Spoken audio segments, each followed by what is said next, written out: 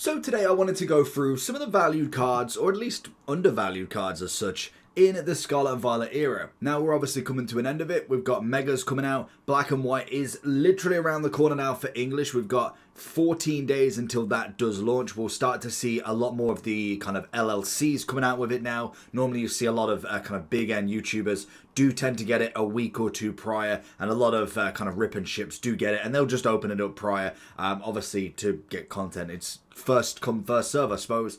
But what I did want to talk about, and especially during this illustration hype, and we go into the mega with hopefully the same enthusiasm with going into some of these megas, because I must admit, if we see some of this artwork that is what has been presented in the Scarlet and Violet era, the megas and just in general Pokemon in the future could be stunning. And the big thing that I always kind of like for as a collector's point of view, not necessarily always value wise, is to actually look at the artwork. Like you look at this one specifically, this is a beautiful card. And now the big thing I always say, and it's why I always love to go to card shops in general, is that you can't really see the card massively until you've got it in your hands, until you see it. And most definitely there is always that kind of competition between Japanese and English. Japanese, hands down, 100% wins every time. The picture itself just speaks so much more volumes. The colors are brighter, the shine is better. But in general, being able to see cards like this, I've got a few, I've kind of got more than 10 I suppose, but in general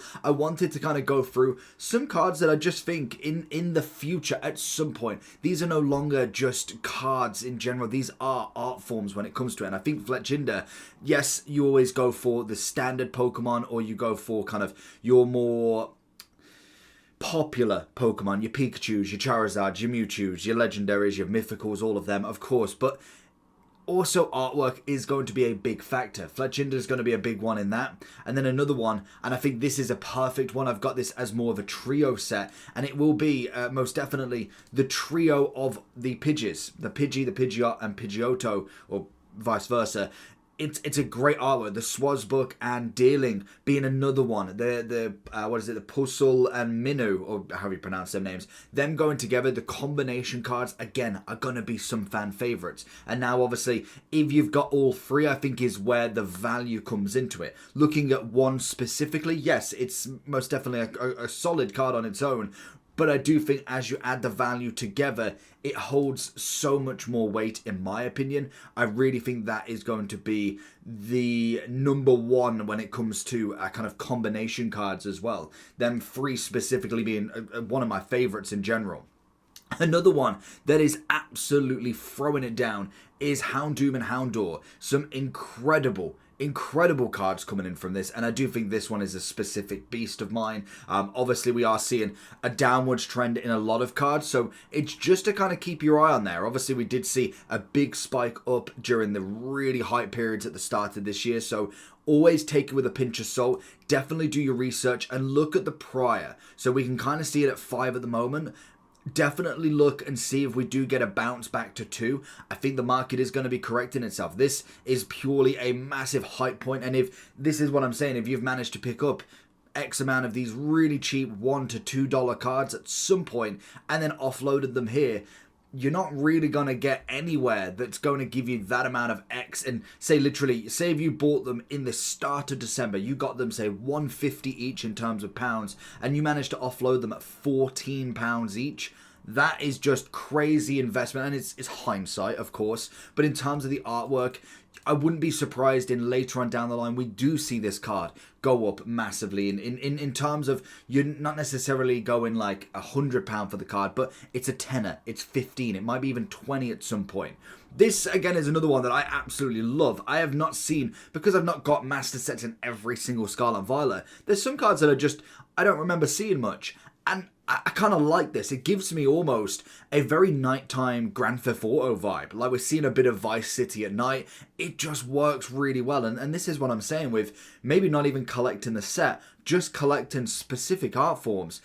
I really like it. I do think this card is one of them ones that could be there. And as we see, we've kind of got a new norm at the moment. We've seen a bit more of a kind of a price dip in the December time. And we are now seeing a little bit more here where we've not got any data at the moment. So definitely kind of give a wait out. But I think when we do look at these kind of, these Scarlet and Violet I can't remember what they're actually called, but it's like the Walking Wake. It's like the change versions. Let me know down below what they are. I can't remember what they're called. It's like the Paradox version. Regardless, another lovely one. We then throw ourselves into a more cutesy one, and we've definitely got a few of them on here when it comes to a cutesy-esque sort of card. Cards that kind of predict? Dictate? I don't know. A card that has basically seasons in it. Cards that have got food, have got other Pokemon in it. Some of them, and even then you've got the berries if you've kind of got a keen eye. It's a very interesting market to have, and most definitely you will see some cards like this in the more cutier variation to do pretty well. We've seen it kind of right down at the bottom there. Obviously it's had a little bit prior to this, but now we're seeing it coming all the way up during the hype period, and maybe we see it go down that little bit more. Would be a very interesting one to see nonetheless. And another one like this, and I think this is again where we're going down the line of having double Pokemon in there. When you've got the free birds, when you've got the free dogs, you've got a Yamper and a Joltik. Some absolutely incredible detail. Another very cutesy art design as well, but mixed in with that kind of background scene of kind of just a nonchalant Pokemon with another. I'm a big fan of it personally, and you can see that most definitely people are seeing the same here. And I do think still, even if you look at these kind of new heights, I do think it's still undervalued. I really do think these cards going forward is going to be very interesting because, like I've said many times, like we've seen, obviously, if you go through the Pokemon kind of catalog, we go down prior and we look at something like a Chilling Reign, for instance, or even Evolving Skies is going to be the perfect example because that is where we started to get artwork. It wasn't just an EX, a VMAX, a V. It was quite literally artwork of a card. And yes, this set specifically is massively on the hype anyway, but in terms of the artwork, it's interesting to see. Whereas when we go a bit further back, if we click on the Moonbryon, when you go further back in kind of this history, obviously Crown Zenith was another fantastic one, but even if you just go back as far as kind of going into the Sun and Moon era, say we go into Guardians Rising, when you look at the kind of sets now and see these single cards, yes, there's always going to be high to low. You're obviously going to get some very decent ones, obviously Sylveon, but there's no art form in this. It is just quite literally the Pokemon in a full art form. So we've very rarely ever seen what a full art truly can do. We've had kind of Pokemon and trainers together. We've had almost artworks with the GXs, and they're kind of the closest thing we've got until we've got into this illustration era. So again, cards like this I think are stunning. You throw this in, if Magmar managed to get one, and Magmortar, Electivire and Magmortar do come to mind in terms of the Crown Zenith era. I'll possibly do a kind of Sword and Shield version of this and kind of go through a lot of my cards that I think are fantastic. And again, when you look at it, we've obviously had a hype period. Most cards are going to be up in value at some point, but we are starting to come down on most of them. So definitely having a look and seeing where their lowest was specifically, whether you think that is going to beat it or not.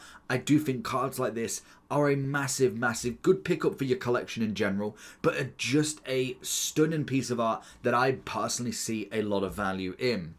We then throw down into a random one, a slack off, something that is almost kind of munchy vibe sort of thing. You've kind of got your stoner-esque vibe when it comes to a slack off, and that again is another collection of some people. It's most definitely not a bad thing to have any sort of level of collection. You might just like Pokemon that are lying down. It's quite a simple one, and it could just literally be that is how you like it. It might even be a specific illustrator that you collect mainly from, and most definitely that's going to give hype towards a certain set. Obviously we can kind of see him at his low at 5, did obviously poke up a little bit, and we can kind of see him chilling around the 7 again, and again maybe in the future we see just a very basic design working really well. And then kind of two that I didn't really notice before, and I think it's kind of a half and half. They're kind of honorable mentions. We have got the Meltan, and then we have got the Cutiefly in more the cutie variation, but I do think the Meltan almost has that Cutieful vibe as well in terms of kind of like your work-esque sort of vibe, which I personally really like. I like the Timber from, I think it's Twilight, I want to say. Again, that one's coming in a little bit more expensive. I've kind of gone for the more cheaper variations. If you want me to do, I can do kind of your medium and high variations as well and kind of go through them and see if there's any that I just think should be way more than what it should be, or some that should be lower. But I do think when you look at Meltan, it's another one that is up there, and same as Cutiefly. Now this has got to be one of the best cards I've seen in a long time. Again, another one. I didn't even know this existed. This is a stunner of a card. It is absolutely beautiful, let alone having that electric vibe in the water. You never see anything like this. Of course you don't. But in terms of kind of how it works, I think this is a stunner. This is absolutely a stunner. And again, we've kind of seen it at its low of $1.33, which is like basically a pound card. Yes, it's up at $2.50 and maybe got the price of $5, but that is absolutely brilliant. As a collector point of view, that is a lovely, lovely card to have a look at. We then also have one of my favourites from the Twilight. This one I am keeping my eye on. A little bit more expensive than what we've seen from the 4, 5 and kind of lower valued cards. This one is currently coming in at around about 8. I can't believe this card is going down. If you have seen it in Japanese, if you've seen it in person, it is a stunner. This card is most definitely going to be one of my most favourite in Infernape cards they could possibly do to date. This is it's just perfect. It's a great card.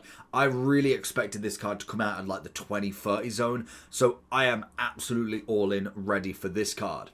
And then we've also got, kind of finishing off, because I'm not doing any Destined Rivals, I think we're so up and down on that at the moment. I have got some of my favourite Journey Togethers that are most definitely on a bit of a downward spiral. I think Journey Together is absolutely going there, so definitely give it a wait. I think for me personally, Lycanroc as a card is stunning. Hops Wooloo is another one. I think in person, it's stunning. We have the Articuno, very much like the Infernape. It's a little bit more expensive. I assumed it'd come out more at like the 30 zone. With obviously the Journey Together coming out massively, it's obviously on a massive downwards trajectory. I think that card turns around at some point. And then another one that I'm surprised it went down so much is the Wailord. I really thought, I get that it's not necessarily a fan favourite Pokemon like Infernape and Articuno. I assumed would do better, the hype should be there. Wailord I could think fair enough, but the perspective of this sort of card is brilliant. I really, really like it. The only thing that could have made this card slightly better is dotted Pokemon around it. Maybe more nonchalant, kind of just in the background. They're not necessarily hyper-focused, because I do think this imagery here is stunning, but they are going to be my Journey Together kind of top hits at the moment. I do like the Ends Reshiram, but in terms of what we're seeing from kind of these, the only other one as a higher variation that I think should be better from a card perspective, it might never be, is a Volcanion. I think in person this card is brilliant. It's a stunning card. It's the easier one out of the SARs to get, but I do really, really like this artwork for him. It's just a beautiful card in itself. So whether we see that one go up, it's kind of always been on that massive downwards trajectory. We did get a little bit of a peak up, but now we're seeing it go down even more. So let me know down below, is there any other cards you would like to kind of put focus on? I kind of want to go through a few more. It's actually been incredible to see a lot of these. So give me a few likes and we'll go and do Sword and Shield as well. Peace.